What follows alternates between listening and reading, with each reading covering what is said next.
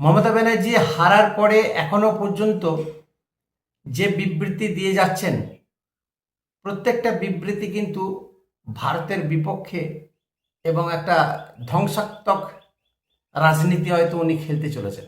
বাম, অতি বাম, নক্সালাইটস, কংগ্রেস, এক কথায় বিজেপি বিরোধী যত মানুষ আছে, দল আছে, যত ডিপ স্টেট আছে, যারা প্রতিনিয়ত ভারতের বিরুদ্ধে কন্টেন্ট তৈরি করে, সেই সব মানুষদেরকে একত্রিত হতে বলেছেন।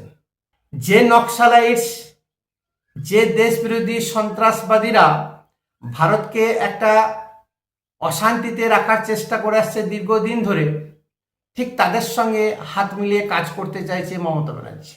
প্রথম 5 বছর মমতা ব্যানার্জি যে রাজনীতি, পজিটিভ রাজনীতি শুরু করেছিলেন, পরের 10 বছর কিন্তু রাজত্ব করলেন, টোটালটাই কিন্তু ভারত বিরোধী মনোভাব ছিল।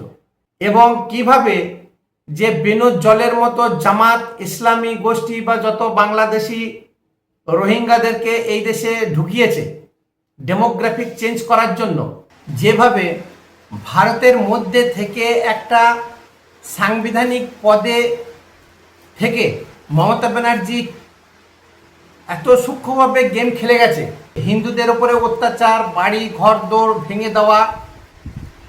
পশ্চিমবঙ্গের মধ্যে ভারতে থেকে হিন্দুরা সুরক্ষিত ছিল না এই মমতা ব্যানার্জির রাজত্বকালে।